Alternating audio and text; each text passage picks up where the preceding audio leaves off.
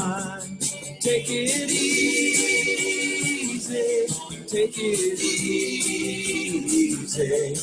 Don't let the sound of your own wheels drive you crazy.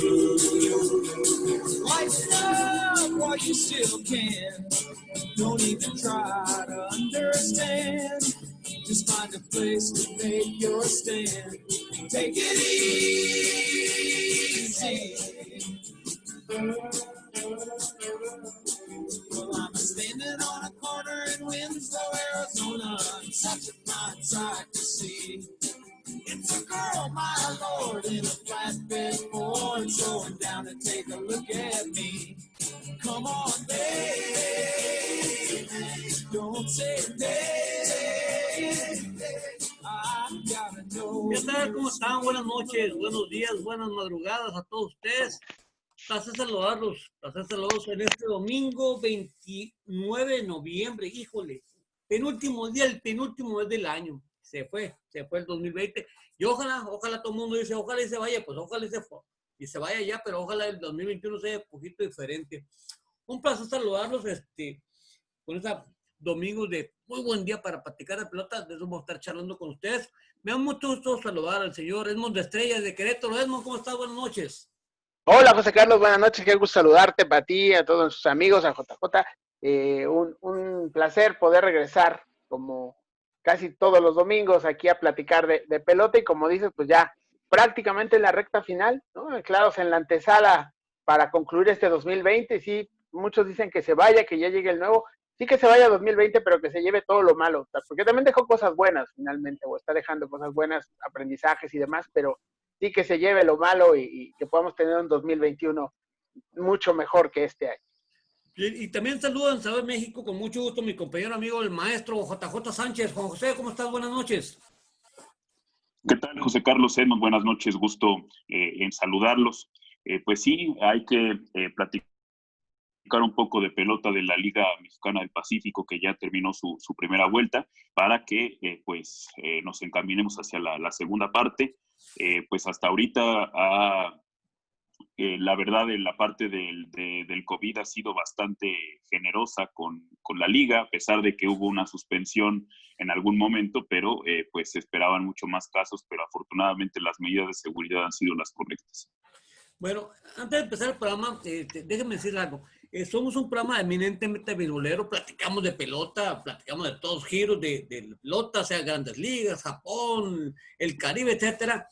Pero esta semana se dio el caso de que murió un deportista muy notable, como es Diego Armando Maradona. Escribiste un texto imprescindible de leer, JJ, gustó mucho, porque finalmente el deportista, y me refiero más que el deportista, la figura pública, sea llámese el teatro, sea del deporte, sea de la actividad que sea, el personaje público, incluso la política, como todos los seres humanos, tiene claroscuros. Y en esa visión se ha querido encasquetar en el juicio finalmente a Diego Armando Maradona de un solo actor o solamente medio sector, no sé, muchas cosas.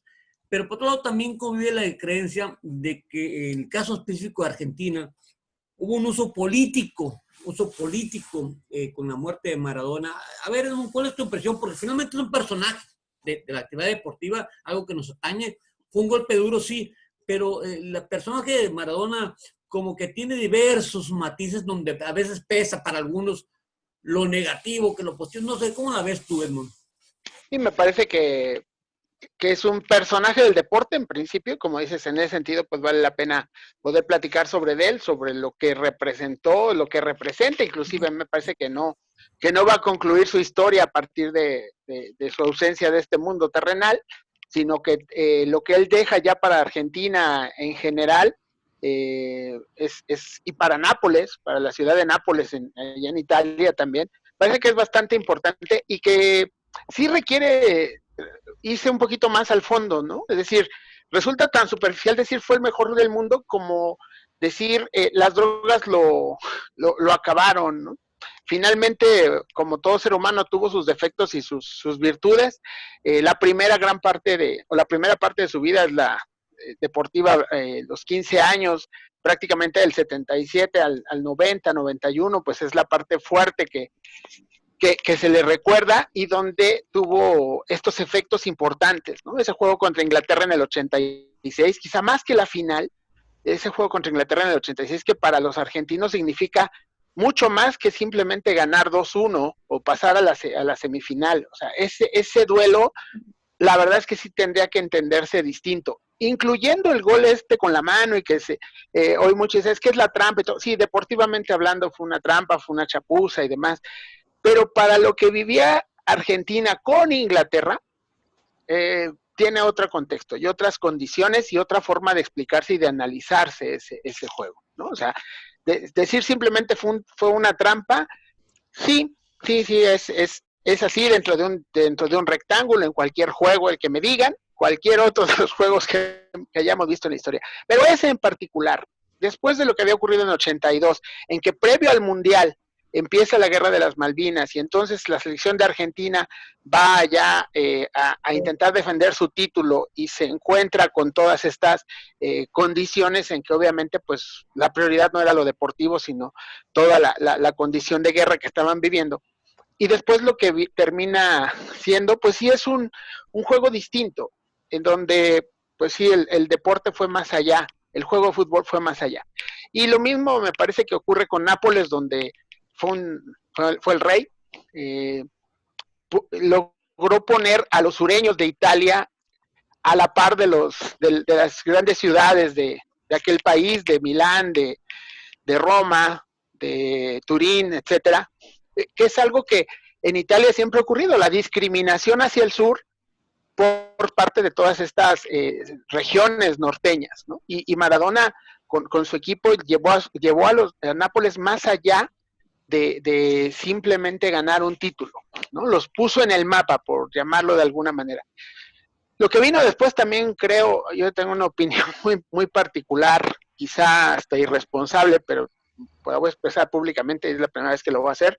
A mí me parece que a Diego en el 90 le dijeron, tienen que perder Argentina con Italia, y al no perder Argentina con Italia, cayó de la gracia de la gente que manda en el sur, la parte de allá de los amigos de Corleone y todos ellos, ¿no? Y de ahí casualmente viene su caída en el sentido de que vengan todos los problemas con las drogas. Por eso también creo que los dejamos un poco fuera esa parte, porque tendría que también revisarse con mucha mayor información que me lo. Pero, insisto, yo lo que Diego termina siendo para los argentinos, para los napolitanos, va más allá de solamente ganar o perder un título, ¿no? Y creo que en ese sentido su figura, por eso se entiende las reacciones a partir de su fallecimiento el jueves pasado, de que va más allá de meramente se nos fue un ídolo, ¿no? Se fue alguien más que representó muchas cosas para todos los que lo vivieron en aquel momento. Cosas que al paso de los 30, 35 años, dependiendo cualquiera de los hechos deportivos históricos, pues se han ido quizá un poco olvidando, pero quienes lo vivieron, lo manifestaron y lo transmitieron este jueves, lo que Maradona en un momento puede ser, y lo que el deporte en realidad tiene como impacto, me parece que ese es el gran análisis de lo que vendría del fallecimiento de Diego. Oye, JJ, no sé, pareciera ser que la muerte es el umbral en donde puede magnificar todo. El que se va puede magnificarse en lo deportivo, en lo político, en lo esto, en lo otro, porque finalmente está muerto, hay que magnificarlo, ¿no? Como magnificar sus fallas, el que sus contras van a hablar. Escribe un texto donde haces un justo balance, donde dices que finalmente la parte deportiva trasciende, sí, pero que en la parte personal queda en los creyentes al juicio de quien debe estar. No sé, ¿cómo lo planteas, JJ, esta parte?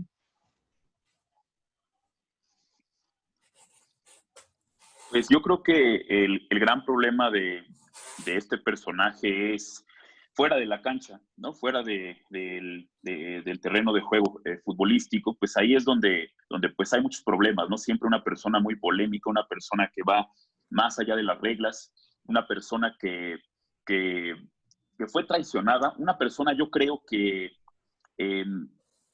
poco inteligente fuera del campo, una persona que se ha dejado influenciar mucho por muchas personas que no son buenas, ¿no? Una persona que se dejaba llevar mucho por sus pasiones, por sus instintos, ¿no? Y que lo llevó inclusive a tener problemas pues de acoso y problemas de violencia doméstica y demás, que pues son totalmente censurables. Pero dentro del campo era un virtuoso, como no ha habido otro, ¿no? Pero el gran problema que tuvo fue eh, quitando o haciendo de lado un poco la parte de la violencia doméstica y el acoso. Yo creo que él es más víctima de los manejos que se dan en el fútbol internacional que realmente un victimario o una mala persona en ese sentido. Como bien dice Edmond, en el 90, pues estaba todo para que Italia fuera a la final con Alemania y pues en el 90, pues Argentina le gana a Italia en la semifinal. Yo creo que esa Italia era inclusive hasta mejor que la de 86, me parece que era un mejor equipo. Y creo que ahí pues se baja no solamente con la parte de la mafia del sur, ¿no? Que pues está muy fuerte, ¿no? Y que de hecho pues son los que ponen el dinero para que Maradona juegue en Nápoles cuando llega, ¿no? Por ahí hay una vertiente, pero también hay una vertiente en la parte de la FIFA, ¿no? Porque a partir de ahí es cuando cae de la gracia de la FIFA y a pesar de que le hizo ganar una cantidad industrial de millones de dólares a la FIFA durante los 80, en los 90 pues viene pues ya no te conozco, ya no me importas, ¿no? Y al contrario, ¿no? Te voy a sancionar en cualquier nivel, ¿no? Desde la sanción que se lleva de 15 meses en el 91 hasta, bueno, la más evidente, ¿no? En medio del Mundial de 94, donde pues las versiones son muchas, todas turbias, ¿no? Que hubo un cambio en la muestra, que hubo ahí, que le sembraron la prueba, otros dicen que pues sí estaba dopado, otros dicen que no, la sustancia que lo hace fallar en el examen antidoping es por falla en el servicio médico de la AFA de Argentina, porque él tenía que tomar no me acuerdo qué era, una especie como de pastilla para dormir, pero en la farmacia le entendieron mal y le compraron el mismo nombre, pero que tenía otro efecto, ¿no?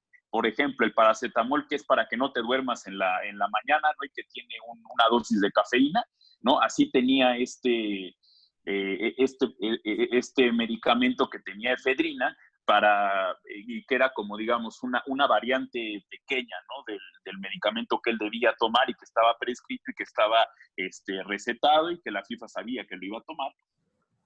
Y pues le dan este medicamento que tiene otro componente y sale positivo en la prueba, ¿no? Y de ahí viene otro año de suspensión, pero creo que ese Maradona de los 90 es la clara muestra de la FIFA corrupta, ¿no?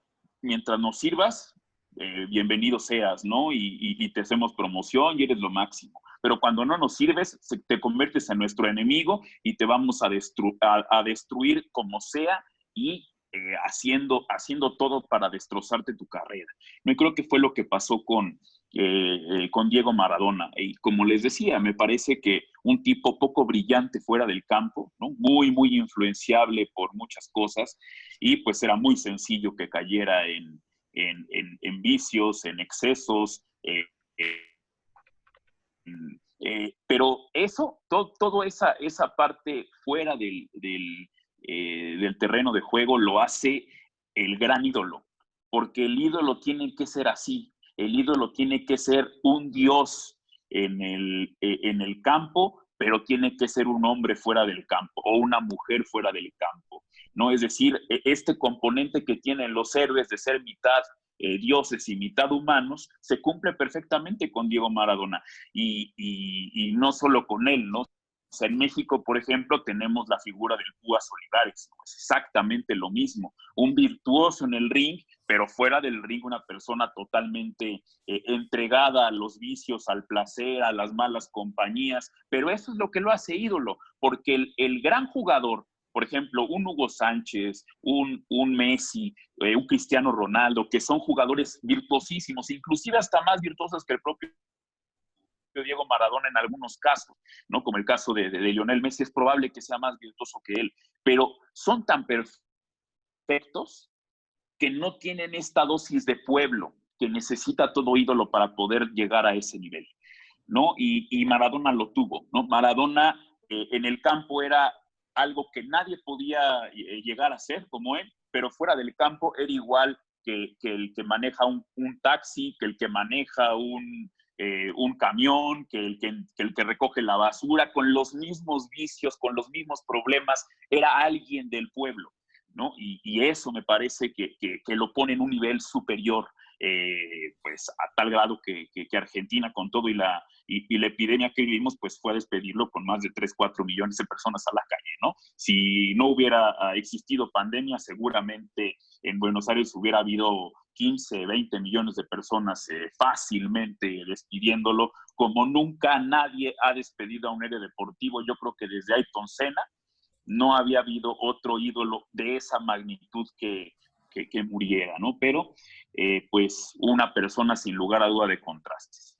Sí, fíjate, yo coincido en la parte de que hablamos, Edmond, JJ, hablamos de historia de fragilidad humana. Finalmente, Maradona es un capítulo más en el libro La fragilidad humana. Tuvo sus momentos de debilidad, tuvo sus momentos de ser víctima, como dice JJ.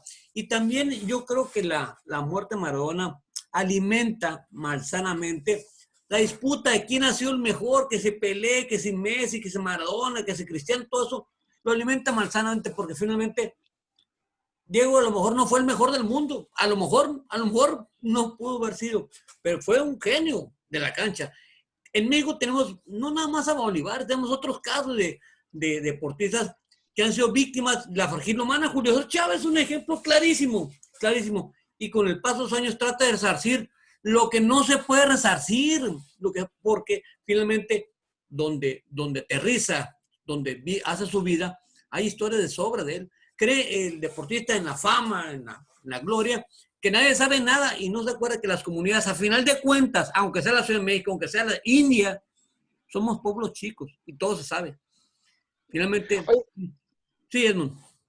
Y un poco hablando de este tema de México, trayendo el tema a México y a lo mejor al béisbol, ¿no? Yo hacía la reflexión y dices, a Diego, con todo y todas estas condiciones que ya hemos hablado, pues hubo se volcó un tema y escuchaba que traían un 56% de tweets a favor y 44% en contra, ¿no? Pero al final de cuentas un personaje y termina siendo más positivo lo que se habla de él en este momento.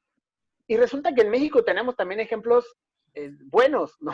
Que también no cayeron en esos extremos y que resulta a lo mejor hasta complicado luego porque son a los primeros que también les estamos pegando, ¿no? Pasó con Soraya Jiménez, pasa con la muerte de Ernesto Canto pasó desapercibida para mucha gente.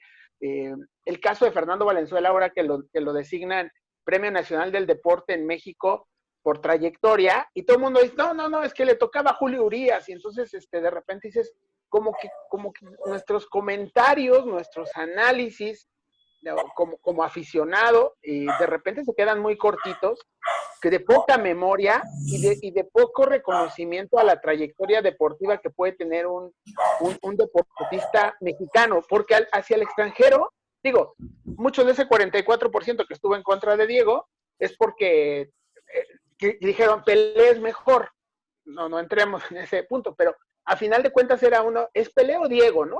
Y dices, ¿dónde ponemos a los nuestros cuando es necesario? No es el caso hoy, no temporalmente no se da, pero sí me parece que de repente en lugar de empujar a nuestros deportistas, los hacemos a un lado y nos olvidamos, y después solamente nos acordamos de cosas como esta. O sea, hoy de Julio nos acordamos, como tú dices, de todos esos factores negativos, y ya pues pocos realmente recuerdan la pelea con el macho o algún otro momento deportivamente importante, ¿no? Creo que en ese sentido también este punto de fomentar el deporte se queda corto bajo este escenario del reconocimiento a las figuras. Yo no sé si con Hugo, cuando Hugo fallezca, vamos a tener algún reconocimiento así. Yo más bien pronostico un 50% a favor y un 50% en contra, pese a que Hugo no entró en todos esos factores, ¿no?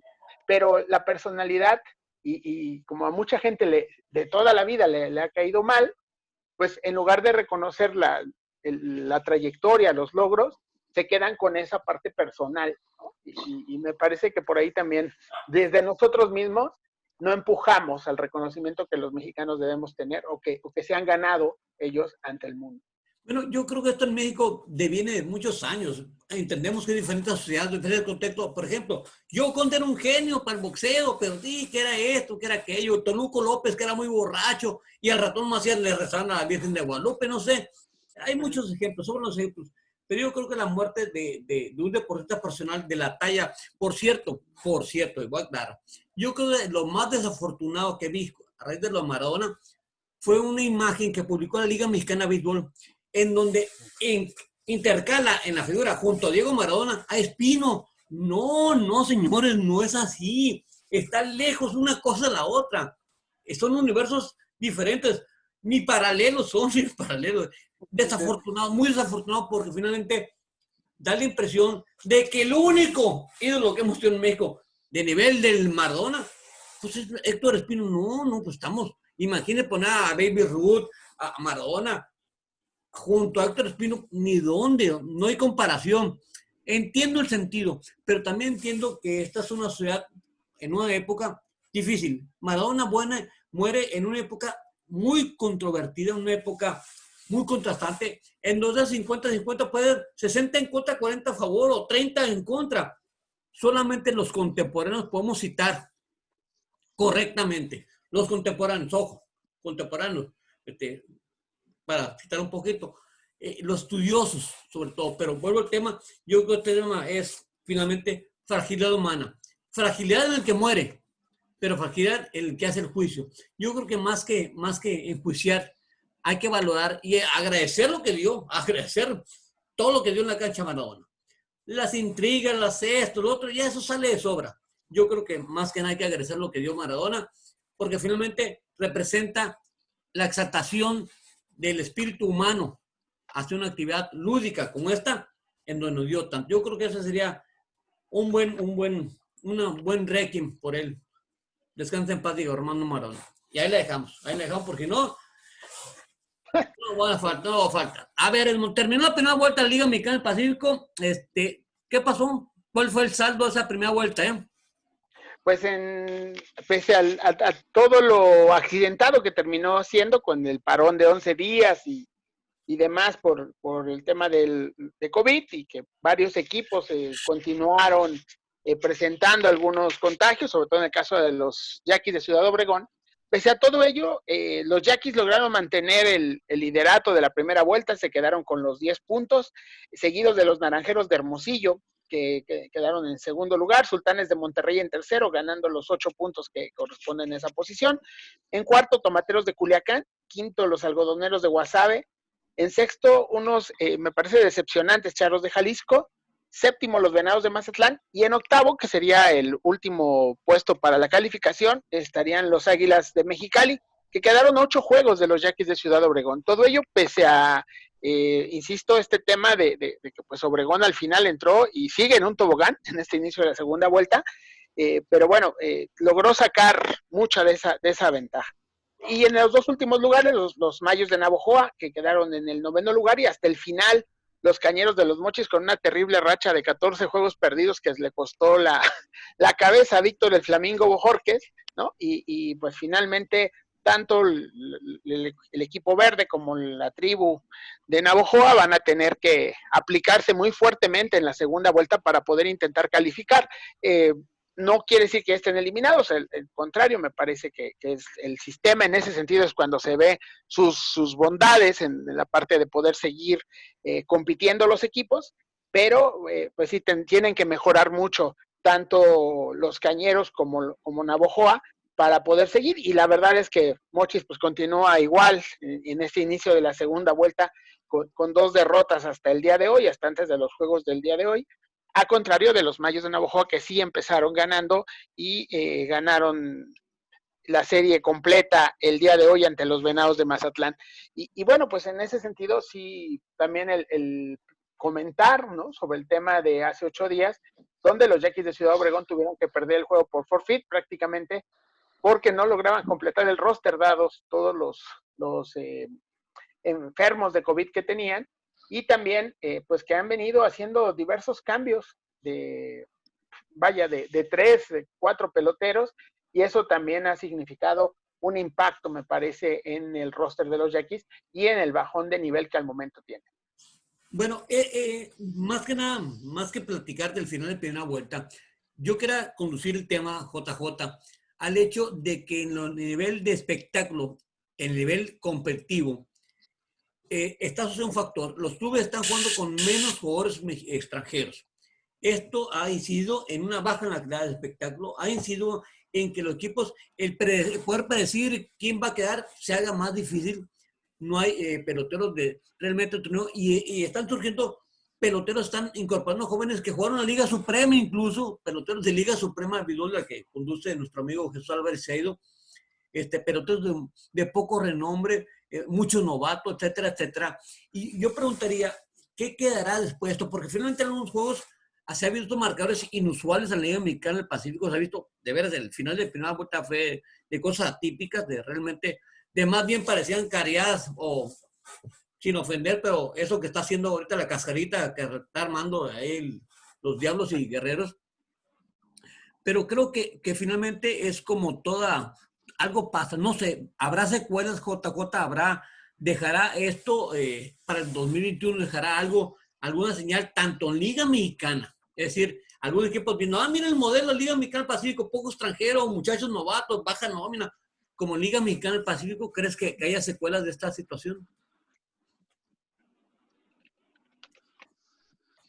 Sí, y no porque vaya a haber una imitación, sino porque no hay dinero, ¿no? O sea, lo que estamos viendo ahorita es precisamente, pues, pocas figuras, pocos, como bien comentas, pocos extranjeros y pues mucho pelotero nacional, pero pues también el pelotero nacional tendría que dar, pues, ya una batalla mayor, un ancho importante, sobre todo, pues, por jugar durante el verano, pues, sobre todo la parte de los lanzadores, pues, tendrían que estar más descansados, tendrían que, pues, sacar un poco más, pero pues tenemos que el picheo ha estado bastante mal, ¿no? Ha brillado por su ausencia el picheo, ¿no? O sea, los líderes, por ejemplo, Dubront, que está lanzando bien con Mayos, ¿no? Gutiérrez con Mochis, pero además son los dos líderes en porcentaje de carreras limpias, son los dos pesos del,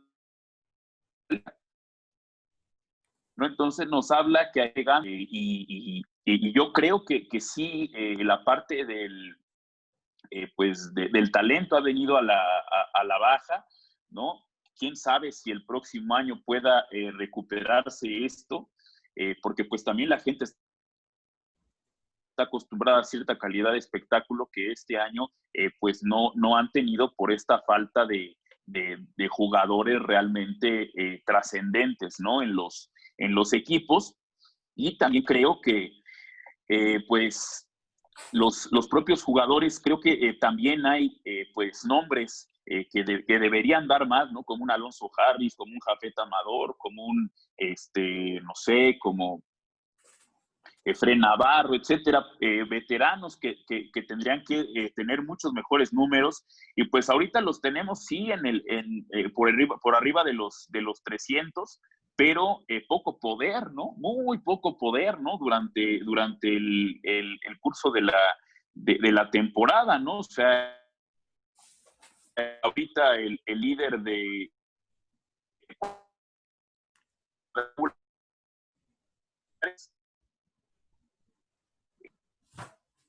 es de cuadrangular en Elizalde, pero pues peloteros como Jafet Amador, que pues es un pelotero que tiene pues mucho poder, 6 cuadrangulares, Dustin Peterson, que también es un pelotero de poder, 7 cuadrangulares. Es decir, creo que ha faltado también esta parte del espectáculo por parte de los peloteros que ya tienen tiempo en el circuito y que creo que son los que tendrían que llevar esta fortaleza, ¿no? Esperemos que ahí no haya la solución que dieron en Liga Mexicana, que fue cambiar la pelota por un globo, ¿no?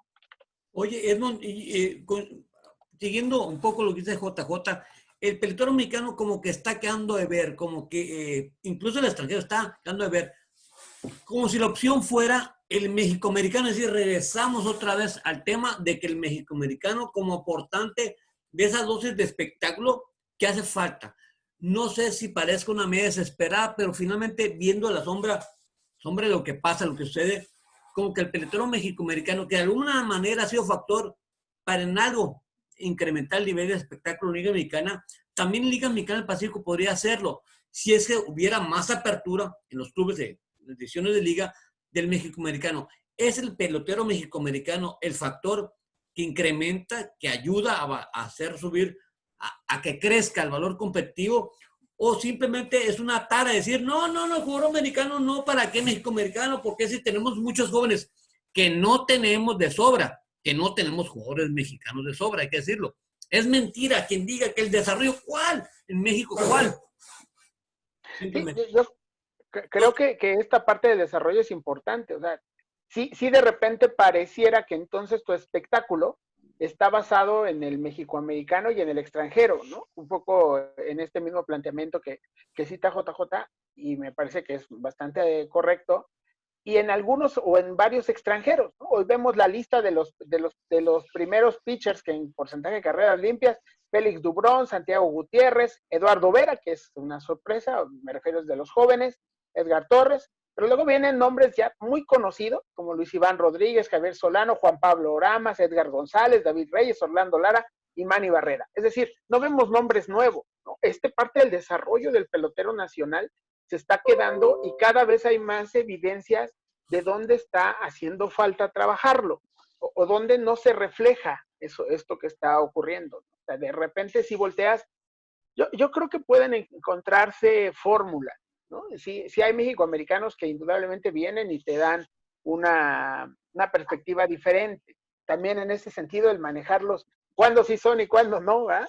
Porque en verano sí lo son no están catalogados como extranjeros y en el invierno sí.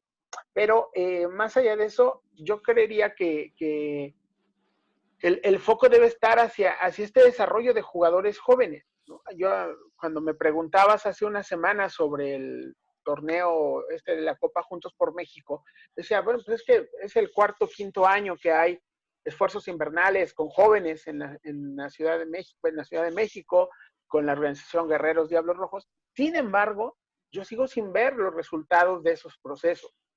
No tenemos, aquí no hay nombres, por poner uno que en teoría ya debería estar dentro de estos, que es Octavio Acosta, que no termina todavía de dar ese estirón, ¿no? Se queda de ver un poco lo mismo que decía JJ hace rato, de que han quedado a deber los jugadores en el sentido de espectáculo propiamente, ¿no?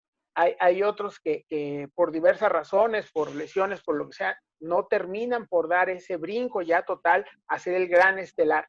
Hoy pensaría en muy pocos de esos jugadores nacionales que puedan ser la base. Y era, yo creo que el gran reto y la gran oportunidad que daba 2020, el sentar bases para que los directivos pudieran pensar en tener peloteros nacionales como el gran soporte de sus rosters, y detrás de ellos que vinieran los extranjeros o apuntalar los mexicoamericanos, ¿no? O sea, lo platicaba hace poco con alguien y que decía, es que los rosters de Liga Mexicana del Pacífico y también del verano tienen 2 o 3 brazos extranjeros como soporte, no brazos nacionales. Sí hay algunos, pero realmente se fundamenta su rotación de picheo en 3 brazos importantes, en 2 de relevo y su bateo de poder también como tal para llenar su cuota de extranjeros, de mexicoamericanos. Es decir, las posiciones importantes no están siendo ocupadas, porque no hay, por gente de México, por mexicanos como tal, ¿no? Y esto considerando la variable de los mexicoamericanos en Liga Mexicana del Pacífico, como dices, de que no son considerados como nacionales en este momento todavía. Pero pues sí creo que los mensajes son muy, muy claros. No tenemos hoy esos jugadores que te hagan la diferencia en todos los equipos. Por eso un poco hablaba de que Charlos de Jalisco queda de ver, porque me parece que es la base nacional que viene jugando junta desde hace varios años y que tiene nombres y que ha dado respuesta. Jafet, Manny Rodríguez, el Minino Zazueta, se suma ya Carlos Figueroa, que es de los pocos que ya se están consolidando tanto en invierno como en verano. De ahí, insisto, muy, muy pocos. Los novatos del año que ha habido en verano no terminan por ser realmente las grandes diferencias en sus rosters de invierno, ¿no? Y eso, pues sí me parece que es un punto en el que se tendría que trabajar conjuntamente en lo que viene, porque pues uno no sabe qué va a pasar después de este tema del 2020 y la pandemia y la parte económica, que eso pues aún no queda claro, ¿no? Pero igual si yo veo la lista de jugadores encabezando los cuadrangulares, pues no veo un solo nombre nuevo, quizás hasta Ricardo Valenzuela, que anda por ahí del lugar 15, es de los pocos que no traes de varios años destacando en esta relación, ¿no? Te aparece gente como el Tano Elizalde, como Leandro Castro, como Jafet, Yadid Rey, Sebastián Valle, Jesse Castillo, es decir, ya gente consolidada.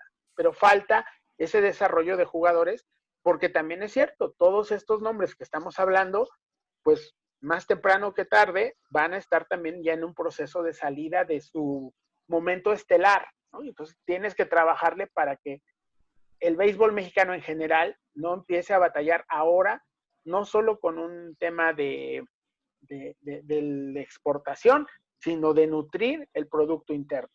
Bueno, pensando un poquito en esta parte, voy a imaginar, me quiero imaginar, JJ, un futuro considerando las nuevas reglas de ligas mayores, etcétera, que las ligas menores van a desaparecer equipos, no sé, miles de cosas. Pensar en que el empresario mexicano que está en el béisbol diga, ¿saben qué? Me voy a olvidar de que si acta de nacimiento, que si Coahuila, que si juzgados y que si traen nopal en la frente. Me voy a Estados Unidos y voy a comprar México norteamericanos que se vengan a jugar a México, porque le quiero dar valor a mi producto, porque el valor no se lo va al pelotero, porque el desarrollo no me está dando. Se quejan, es que es muy caro hacer peloteros, que se sume el que quiera en México que pueda, pero mejor le voy a apostar al jugador mexicoamericano que venga a darme show aquí. Sí, voy a invertir, voy a comprar sus contratos que juegue aquí en México. No sé, parecería ilusorio eso, JJ, pensando en los factores que están fuera de esto. Pensar en que el mexicoamericano, hacerlo factor para que el producto liga mejore, porque solo así se va a consumir. ¿Estaría ilusorio pensar así? Pues no, pero creo que generaría también, pues lo que hemos hablado, sobre todo en Liga Mexicana, ¿no? La división entre los equipos que pueden comprar ese tipo de peloteros y los equipos que no, Entonces, pues se haría todavía más agudo eso, ¿no? El caso, pues de los que pueden traer, ¿no? Tijuana, ¿no? Que es el caso más paradigmático y el que, pues, más, porque también hay que ver esta parte, ¿no? No todo tiene que ver con la cuestión dinero, ¿no? También tiene que ver mucho en dónde está el pelotero a gusto, ¿no? Y el pelotero mexicoamericano está más a gusto en zona fronteriza que en Tabasco, ¿no? Que en Campeche, ¿no? Pues nadie va a querer ir a Campeche ni a Tabasco de los mexicoamericanos, ¿no? O sea, la única forma de poder generar esto, pues, de manera, pues, equitativa, pues es literalmente el hacer lo que genera Grandes Ligas, ¿no? Una especie de draft internacional donde entren todos los peloteros mexicoamericanos que puedan estar aquí, ¿no? Y que los equipos los agarren y que si no se quiere ir el pelotero mexicoamericano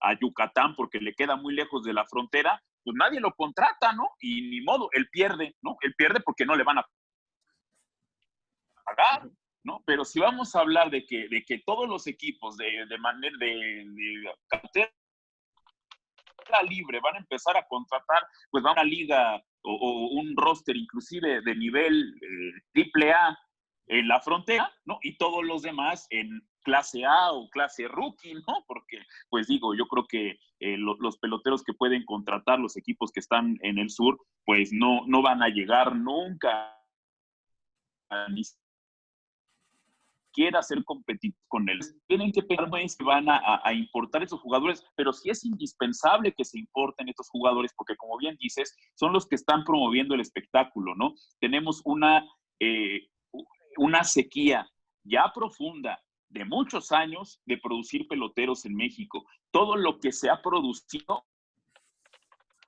todo se exporta, pero para consumo nacional son resultados que tengan talento, los que son los boomerang, ¿no? Los que fueron a Estados Unidos o a Japón y regresaron, pero no son realmente los que van a armar toda la base de un equipo, porque no son los más, ¿no? Son los menos, y además con una edad pues ya consolidada, ¿no? O sea, 28, 29 años, ¿no? Y creo que eso es lo que ha impedido muchas veces que se dé pues la llegada de nuevos peloteros.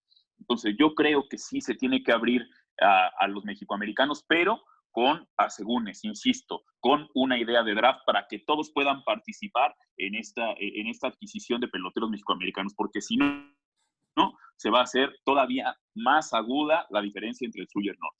Bueno, yo creo que en congruencia con esto que dije, yo creo que el empresario mexicano, metió el béisbol, sobre todo el de verano, debería pensar en reconstruir su idea de desarrollo y reconstruir la idea de desarrollo como factor de negocio, es decir, como plan de negocio. Es que voy a desarrollar para vender, no, voy a desarrollar para tener elementos mexicanos, para dependerme del mexicano.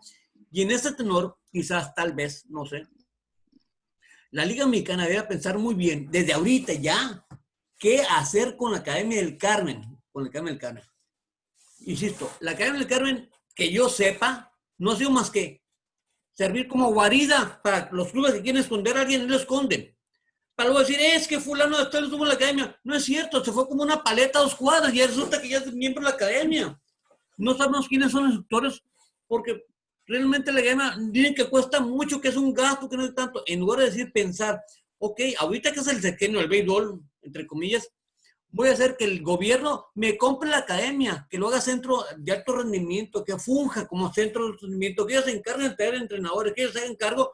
Yo mando mis pelotas, que los pelotas todos jueguen conmigo. Hombre, es una medalla para el pecho, para el peje, es una medalla de pecho, para el pecho Edgar González. Y además, medalla de pecho para mí, y no me cuesta. No sé, creo que el tema central es que el desarrollo que ha sido en México un gran mito, y ojo, cuando digo mito, se puede traducir como mentira, es que desarrolla peloteros. No existe. Lo dice JJ, es una sequía terrible.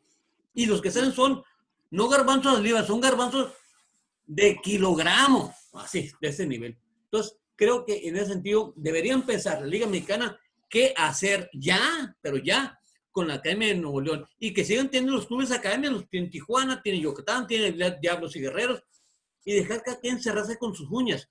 Pero la Academia del Carmen debería convertirse en algo más y un centro de costo. Debe ser un centro de utilidad, que no ha sido. Debe ser un centro de costo. Y todo, por cierto, la Academia del Carmen, todo por los afanes de seguir reviviendo las viejas flores de Tretos Cineros, que cuando lo defenestraron en 2009, el señor se quiso quedar, me van a correr, le dice, entonces déjenme quemar como jardinero, déjenme regar mis macetas, déjenme estar ahí. Pero con los $16,000 que pedía de compensación, yo creo que le costó la Liga Mexicana mucho dinero después de todo, porque ha sido un centro de costo tremendo para la Liga Mexicana. Y creo que también este modelo de desarrollo debe Perdón, antes de... Adelante, amigo, adelante. Perdón, una pregunta nada más tengo para ustedes. Sí. Para elegir en de la último pelotero mexicano que llegó directamente a Grandes Ligas, es decir, que no tuvo que pasar tiempo de formación en sucursales y que llegó directamente a equipo grande de Grandes Ligas viniendo de la Liga Mexicana. No sé, yo la verdad es que quién podría ser. Oscar Robles en su momento, pero ya en su 20 segunda años, parte. tiene eso, 20 Ajá. años. Sí, sí, sí. 20 Sí, en años. realidad. Pero llegar a Grandes Ligas directamente, híjole, es una ruta, esa carretera no existe, esa carretera no existe. No, güey, pero en los 70 fueron varios, ¿no? El Huevo Sí. Romo, fue Aurelio. Piña, fue Valenzuela, fueron, Aurelio.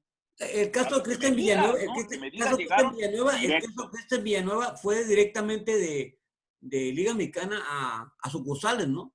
No estuvo en A sucursales, sí. sucursales. Sí, pero El no caso, llegó. varios jugadores hechos en Liga Mexicana, como el caso de Mercedes Kerr, como Nelson Barrera, etcétera, tuvieron que irse a probar. Jafet Amador se fue a probar.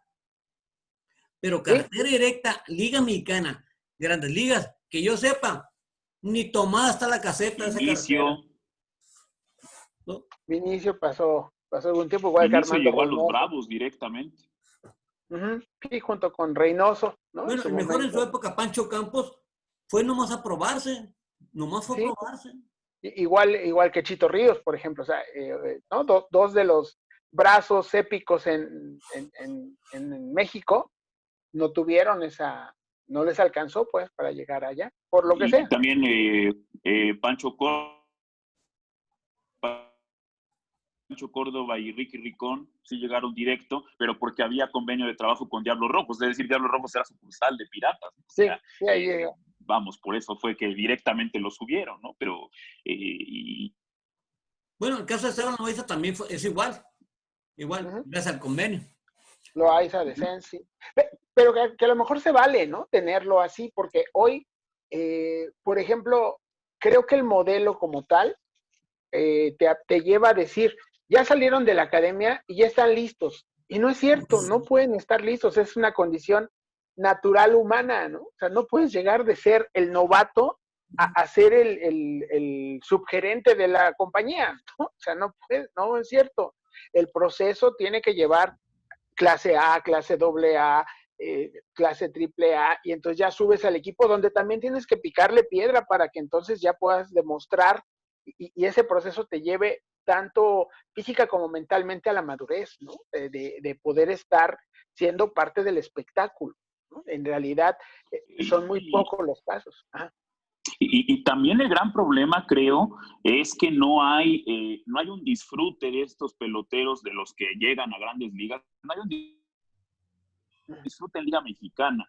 O sea, no forma parte del proceso el estar en Liga Mexicana. ¿Y por qué no? Porque Grandes Ligas no ve a Liga Mexicana como un escalón de competencia para que puedan llegar a una cuestión alta en sucursales, ¿no? O sea, antes cuando había convenios de trabajo con Tigres o con Diablos o con algún equipo de México, era porque sí consideraban el nivel de Liga Mexicana importante para que los jugadores se pudieran foguear aquí y llegar ya con cierta jerarquía quizás a AAA o inclusive al equipo de Grandes Ligas, pero sí había esa idea de dejarlos aquí para que desarrollaran aquí. Pero ahora Grandes Ligas considera que la Liga Mexicana es tan mala que es mejor desarrollarlos en clase A, en clase AA, que desarrollarlos en México, cuando les sale más caro desarrollarlos allá que desarrollarlos aquí. ¿Cuánto, inclusive pagando por el pelotero, te pago, no sé, $100,000 por fulano de tal que tiene 16 años y te lo dejo, ¿no? Para que tú lo desarrolles aquí, ¿no? 3 años, 2 años y no te cobro nada o te cobro muy poquito, ¿no? Para que tú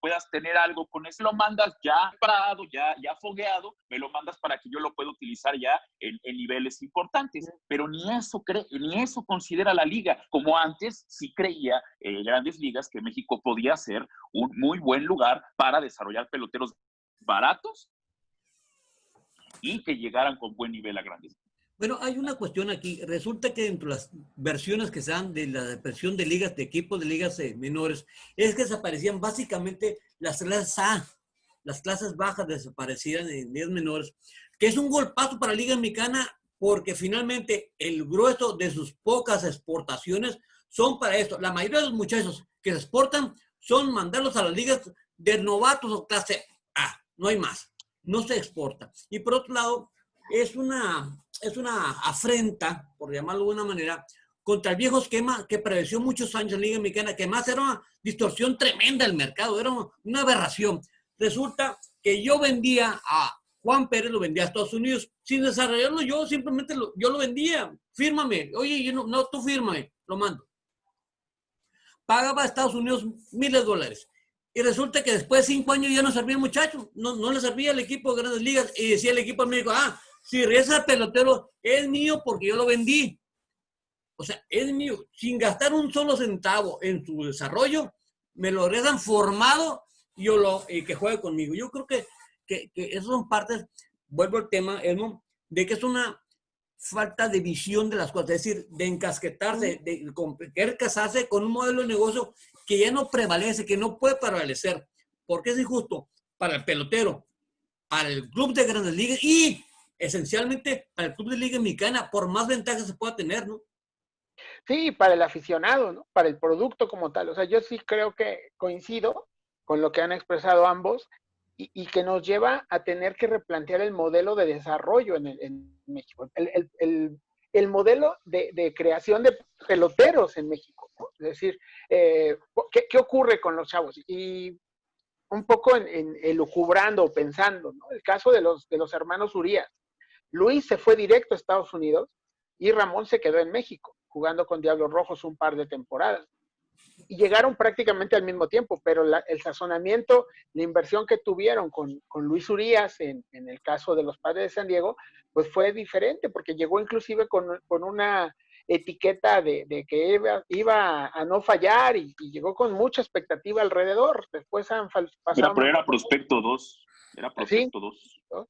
Así es, y terminan por cambiarlo por otras condiciones, pero también buscando sacarle provecho a lo que le habían invertido a su desarrollo, ¿no? Ramón llega diferente por un camino distinto, y bueno, ¿qué nos habla? Que hay talento, ¿no? Pues indudablemente pues los dos están allá por algo, pero los caminos fueron diferentes desde el origen, desde el diagnóstico de cada uno como jugador, y entonces tuvieron que entrar por caminos que no llevan exactamente al mismo lugar, ¿no? Y en ese aspecto me parece que el modelo Ramón Urías, si permítanme llamarlo así, es el que más se ha replicado en general. Es decir, te mando a Liga Mexicana y si tu talento te da, pues te vas a poder medio consolidar y medio hacer titular y entonces igual y brincas. Pero si no te da, la mayoría se van a quedar en Liga Mexicana, lo cual tampoco es malo finalmente. Pero el problema es que al mandarlos tan verdes o sin sazonamiento, como le llamaban antes, pues termina también por ser de impacto para ellos en su confianza, en su seguridad, el hecho de tener un mal año, ¿no? O sea, yo me acuerdo que vi a una persona como Luis Salinas, que fue compañero de generación de Cornelio García, y que era con muchas facultades, pero lo llevaron de inmediato y dijeron, no, es que va a ser de impacto inmediato. No es cierto, no pasó, porque muy pocos les pasa así, que sean de impacto inmediato, ¿no? ¿Y qué terminó ocurriendo con él? Nada, terminó por aislarse del béisbol. Casos como ese es los que hay que evitar, porque me parece que sí hay talento, sí puedes encontrar mucho talento, pero tienes que llevarlos en el camino conforme va apareciendo. Insisto, no puedes llegar a querer brincar de manejar la avalancha, ya me revelé mi edad otra vez, a manejar un BMW, ¿no? O sea, tienes que pasar por el auto usado, por el bocho, para que choques, ¿no? Me acuerdo que me decían, sí tienes que aprender a manejar en una carcachita porque vas a chocar, porque se te va a descomponer, porque no sabes qué hacer en algún momento, para que ya cuando tengas tu coche caro, con mayor inversión, entonces ya no vayas a cometer los errores que cometes como conductor novato. Eso mismo pasa con los jugadores. Entonces, sí creo que el punto estaría en darse ese escenario de cómo hacemos más competitiva la liga, y cómo fomentamos el desarrollo de peloteros y cómo fomentamos que en el regreso eso se vuelva equitativo y no agandallado, ¿no? Porque, pues, igual y sí le invertiste, ¿no? Más allá de eso es, ya regresaste de allá, oye, ¿cómo le hacemos para que ese pelotero que llega junto con los mexicoamericanos y el caso que citaba JJ hace un momento, pueda ser, haga más pareja la liga y no que todos los del talento queden en 4, 5, 6 equipos, que son los que al final de cuentas terminan llevándose toda la bolsa deportivamente hablando.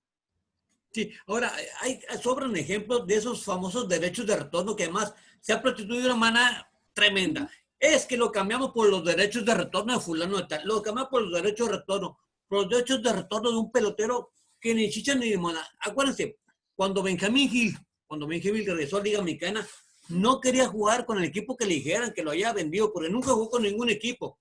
Sin embargo, los entonces Dorados de Chihuahua se hicieron los servicios. ¿Cuánto costó? ¿Cuánto costó ese derecho? Es lo que debería hacer, liberar.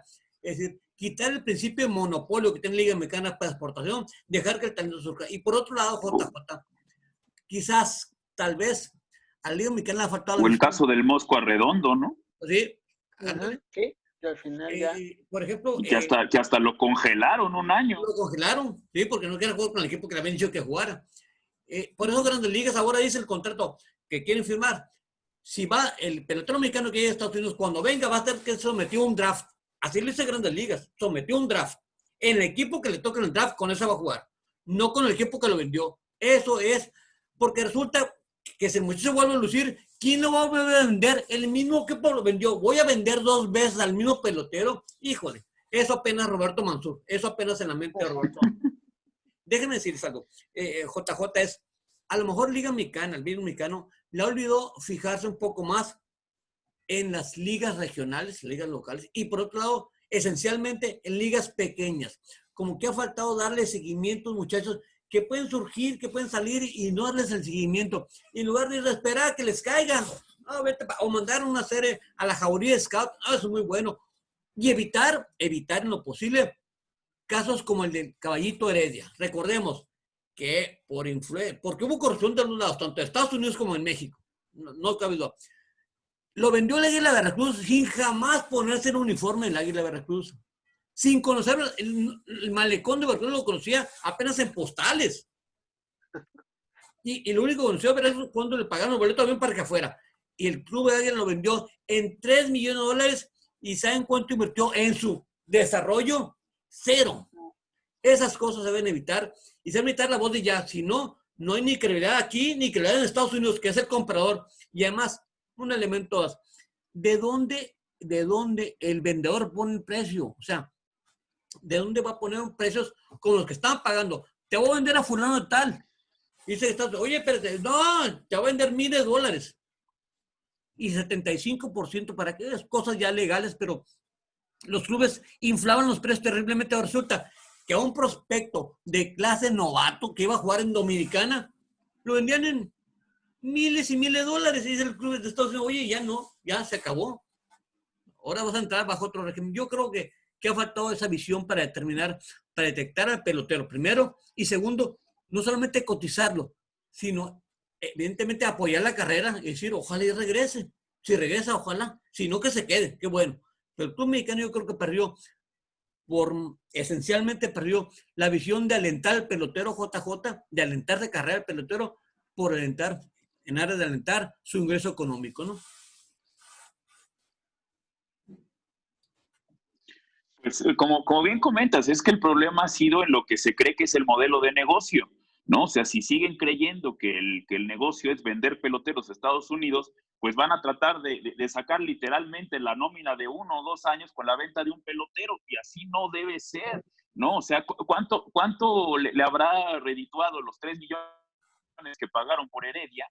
¿Cuántos años de nómina pagó Heredia del Águila de Veracruz? ¿No? Pero es que eso es lo que espera el club de béisbol en México, ¿no? Que caiga este Salvador, ¿no? Que caiga que caigan melones del árbol, ¿no? Y que nos alcanza a todos para comer, ¿no? Del mismo melón, ¿no? Y pues todos ahí le meten la uña, le meten la cuchara, le meten lo que sea para que el melón alcance para todos, ¿no? Pero al final todos se quedan con hambre. ¿Por qué? Pues porque no es suficiente, ¿no? Tienes que mejor ver la posibilidad de conseguir un montón de frutas para que cada uno pueda tener su fruta y no depender del gran melón, que al final nada más queda picado por todos lados, pero que no pudo saciar a nadie. ¿no? Y el problema es ese, ¿no? Que la Liga Mexicana sigue creyendo, los dueños siguen creyendo que así es como tienen que mantener el negocio, y por eso tenemos una liga que se juega en el 2020, pero parece que están en 1973, ¿no?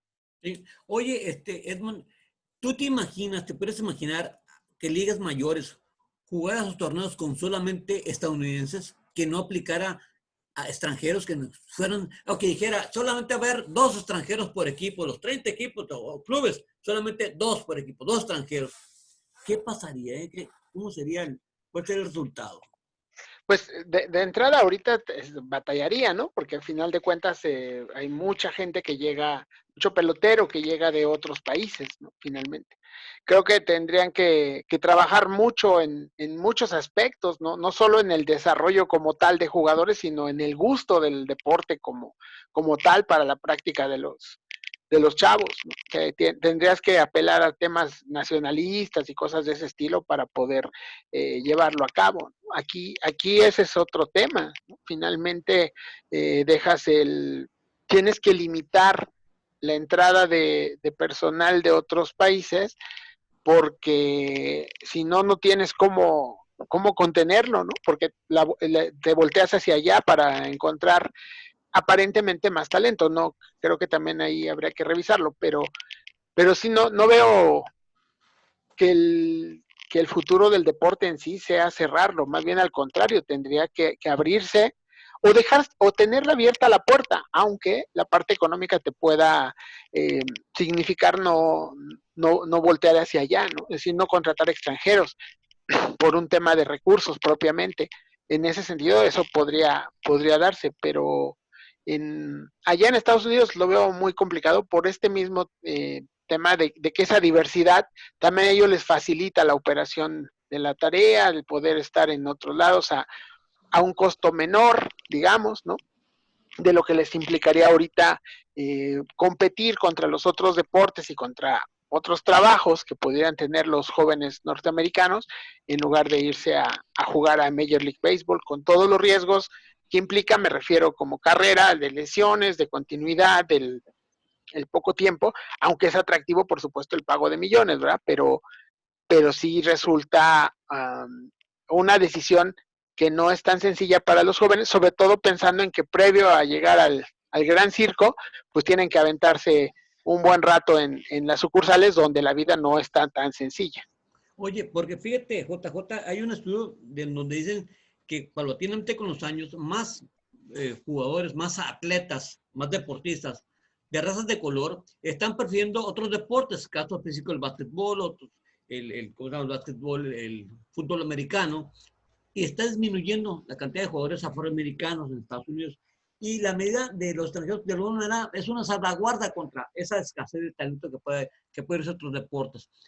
Yo no sé en realidad cuál sea la situación en Estados Unidos, en qué tanto potencial tienen para solamente jugar con norteamericanos, no sé el número, pero sí sé que finalmente la incorporación de extranjeros ayuda a elevar su nivel competitivo. Grandes Ligas por eso lo es. Además, lo ayudó a hacer la industria que es, porque Grandes Ligas vale 10,000 millones de dólares al año, o sea, una cantidad de risa loca, con todas broncas sindicales, todo lo que ya es una risa loca.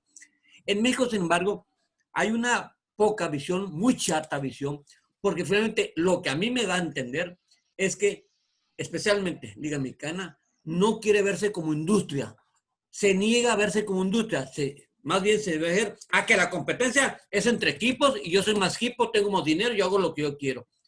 Como que ese choque de visiones es lo que impide que Liga Mexicana pueda dar ese salto que ya desde ese tiempo, desde 1973, 80, tenía que haber dado, ¿no? JJ.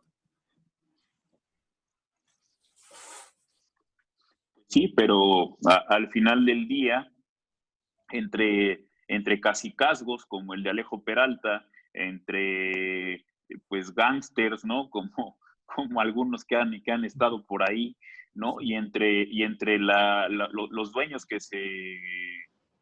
pues que se quieren acabar el pastel entre uno o entre dos y que le cae gordo el otro dueño, pues lo que hemos dicho toda la vida, ¿no? Mientras no haya un acuerdo entre los dueños, mientras no busquen todos hacer negocio y no que uno haga negocio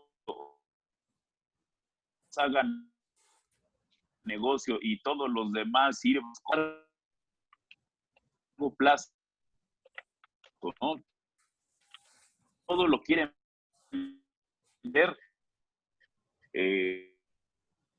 pues a como, ¿no? Ya salió el mes que es una idea a mediano y largo plazo que le puede redituar a todos, ¿no? Quizás en el año siguiente o en los 2 años siguientes los equipos ricos vayan a perder dinero y es totalmente seguro, ¿no? O sea, no va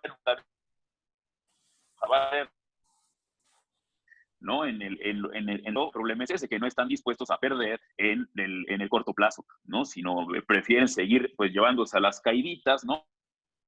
Ganando 3 pesos por temporada, ¿no? A tener una pérdida de pesos, 3, ¿no? Y ganancias de 7, ¿no? Pero pues prefieren quedarse así, ¿no? Siendo discretos en sus inversiones y no buscando ir más allá. Pues por eso el béisbol no es competitivo frente al fútbol y frente a otros espectáculos, ¿no? Inclusive, por ejemplo, ya tendrían que empezar a pensar en lo que representa ya el básquetbol en muchos de los lugares, en muchas sedes, inclusive ya está llegándole a disputar al béisbol, ¿no? Y el básquetbol, pues hace 5 años no era absolutamente nada el básquetbol en México. Nada, nada y es nada, ¿no? Y en tan poco tiempo, con un modelo de negocio mucho más atractivo para los patrocinadores, ahí está, ¿no? Posicionándose y el béisbol, pues siguiendo con sus prácticas de los años 60, pues ahí va a seguir, ¿no? Mientras todo lo rebasan, ¿no? Pues cree que apostándole a su carrito, ¿no? A su Valiant 70, ¿no? Y metiéndole, pues ahí el alambrito, ¿no? Ahí la lucecita y demás. Pues ahí me va a llevar, no voy a llegar en 10 horas a Acapulco, pero pues ahí vamos, viendo el paisaje, ¿no? Mientras los otros pasan y pasan y pasan y pasan, y pues ellos siguen en el carril de baja, y pues como no se detiene el cochecito, pues bueno, no hay ningún problema, ¿no? Bueno, estamos llegando a la parte final del programa y yo quisiera que nos fuéramos una reflexión, con una especie de resumen de lo que hemos platicado, Edmond. El béisbol mexicano atado a ciertas cosas, libre en otras cosas, muy suelto muchas cosas, pero finalmente parece ser que en esencia es la incapacidad de hacer industria, de crear una realmente industria poderosa, fuerte, sólida, estable y sobre todo en unidad. Cambio, todo el mundo jala para todos lados y sí, yo apoyo y me voy a cantar las sirenas para acá, me voy para acá. Yo creo que ese sería el resumen, ¿no? Sí, un circuito que necesita trabajar en equipo en todos sentidos, que pasó un año donde no hubo acción en el diamante y no vimos realmente un trabajo conjunto de las 16 novenas que pudieran estar mucho más presentes, más allá de solo aquel torneo de juegos electrónicos.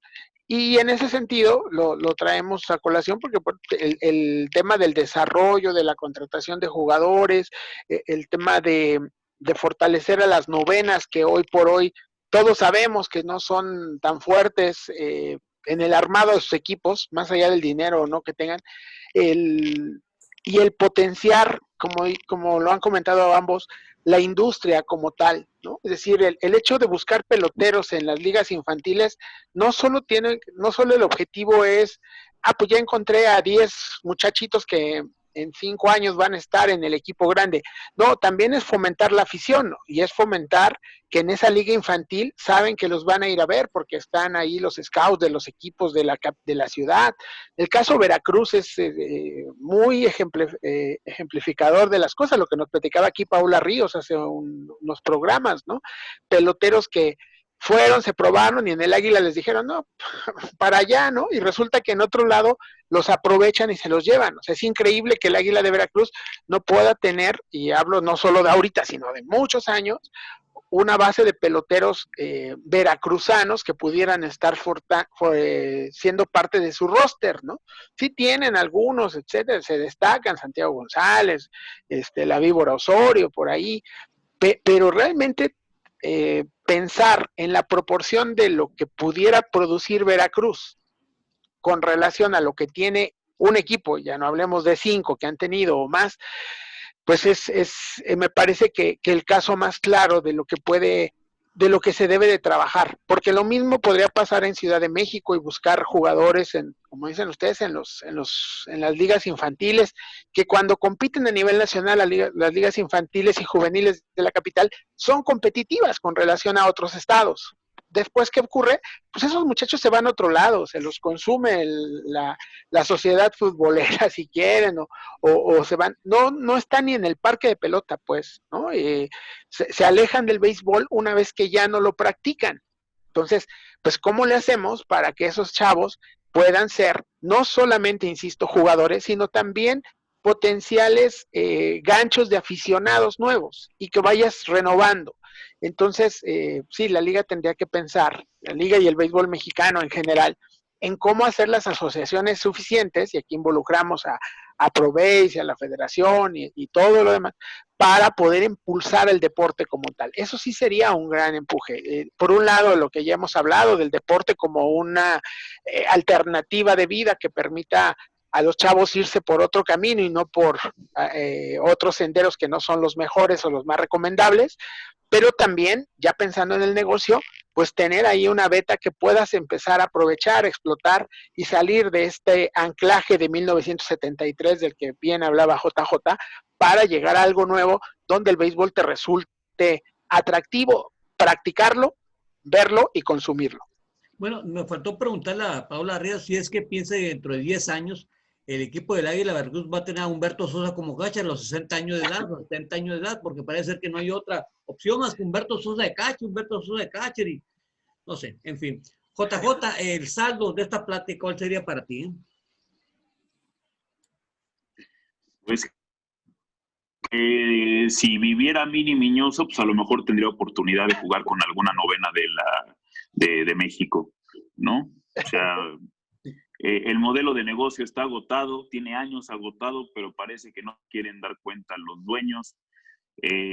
Falta muchísima producción de peloteros mexicanos, estamos en una sequía que pues a cualquier liga, cualquier negocio pues ya se hubiera declarado en quiebra desde hace muchos años con tan poco presupuesto, con tan poco nivel, con tan poco pues ayuda, patrocinio y demás. Y pues parece que 2020 tampoco fue pues suficiente para darse cuenta de que necesitan cambios, ¿no? O sea, no hay, no supimos nada de los equipos, ¿no? O sea, hay equipos que pues no se hicieron presentes durante todo el tiempo de la pandemia y pues perdieron una gran oportunidad de hacer algo por el juego, ¿no? Precisamente pues por el interés que tienen en ganar poquito con tal de ganar, en lugar de buscar algo mucho más profundo, ¿no? Era este año perderlo invirtiendo, era perderlo intentando, era perderlo,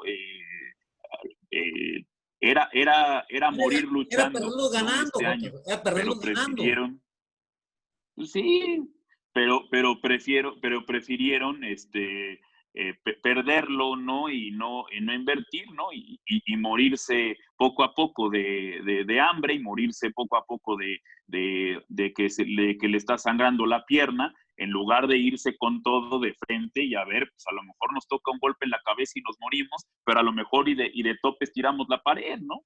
Pero no hay esa valentía, no hay ese arrojo, no hay ese interés, sobre todo por parte de la liga y de los dueños de la liga para intentar algo. Entonces, pues están muriendo de nada y pues llevan muriéndose de nada muchos años. Es decir, prefirieron cerrar sus oficinas, cerrar todo, operaciones, decir, ay, a ver, el 2021, ahí vemos, a lo mejor va a surgir algo, surge algo y del cielo nos cae Mini Miñoso, por ejemplo. Con esa reflexión nos vamos. Muchas gracias, JJ Sánchez. Muy buenas noches, que tengas una gran semana. Aquí nos veremos el miércoles, ¿eh? Gracias, José Carlos, Edmond, un gusto haberlos visto, saludado, y pues gracias a los quienes nos escucharon, y pues nos veremos el próximo miércoles para platicar pues de algún otro tema que se presente en la semana. Edmond Estrella, muchas gracias, buenas noches, cuídate, síguete cuidando por favor, y aquí el miércoles, aquí vamos a estar. Sí, primeramente Dios, aquí el miércoles nos vemos. Les mando un gran abrazo a ambos y a todos nuestros amigos que nos escuchan. Y bueno, estar pendientes porque el jueves, el 3 de diciembre, se abren los sobres donde los miembros del comité del Salón de la Fama, dentro de los cuales estás tú, José Carlos, ya enviaron sus votos desde abril, desde marzo. Pues nada más se van a abrir para que sepamos quiénes son los nuevos inmortales del béisbol mexicano. Ojalá y no cambien los sobres, ojalá y no los cambien. Luego ya ves que ganamos la mayoría, somos la quinta transformación. Señores, buenas noches. Nos vemos aquí el miércoles. Gracias. Hasta luego. Buenas noches. Esto fue Béisbol de Días. Muchas luego. gracias a ustedes. Nos escuchamos aquí el próximo miércoles.